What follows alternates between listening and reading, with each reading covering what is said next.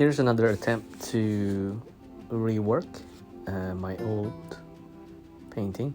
This is 10 by 10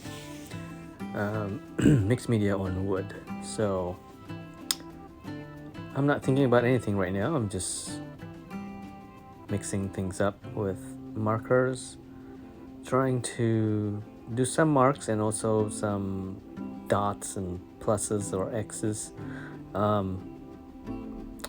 These things like small dots I don't do very often, so something I try once in a while. So this is just for fun of it. I don't know if it's going to stick, but it is part of the process of reworking.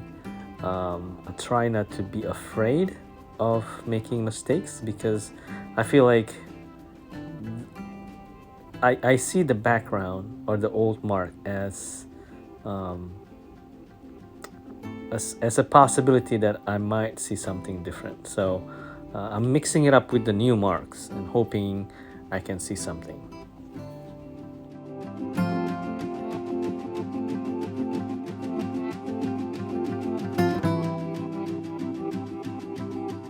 I did some thin line drawings, contrasting that with thicker drawings and covering some of the old marks that I don't like. So here I started doing some a little bit bolder paint on top of it, and I'm going to scrape some of them back out so I can see my drawing a little bit. So as you can see, the drawing underneath becomes so busy. This is how I kind of simplify things. I cover them up, and also I try to, again, scraping it so I can see things that I like or I think I like, and try to reveal that. So that's kind of the technique. You draw something busy, and then you're covering up, but then you peel it off again and play around with that. Just technique between covering, uncover, cover, uncover. Just play with that. That's kind of fun. Here's a little bit of wet on wet techniques. So blending the light and the dark, so then you can see the brush strokes of it.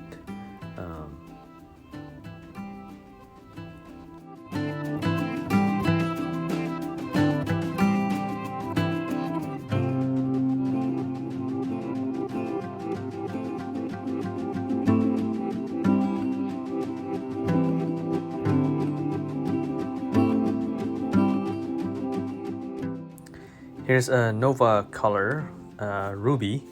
So I want to add a little bit of chili flakes on top. So this paint is actually kind of like metallic ruby color. So it's kind of fun, playing around with this little bit of shiny paint to it. And then I mix it up with lilac pearl, again from Nova color. The lilac pearl, it's kind of interesting when you mix it up with either regular paint or another pearl color.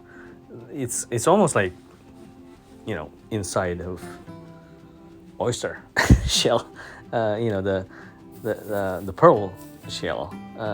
So it's kind of cool. So if you want to experiment with colors,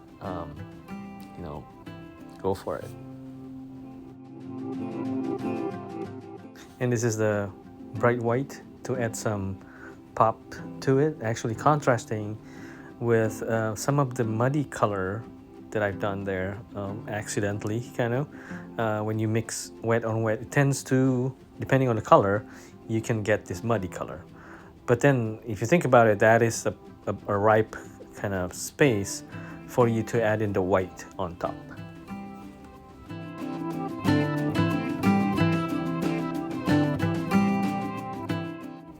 So here's the finish piece for now. I like the blending of the pearl color, the red and the white pearl, and also the bright white, mixing with some of the drawing that I've done underneath.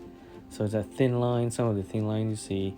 Also pay attention to the composition between the wet on wet brushstrokes next to the splatter, next to the pencil drawing. So that those kind of ingredients, those are interesting. You can play it any way you want, but basically, if you see this as, food ingredients, those are the ingredients: the brushstrokes, wet on wet, the muddy, the bright color, the line drawing, the dark line drawing or light line drawing, and then the splatter surrounding them. So think about those pieces as your Lego blocks in a way, and play with them.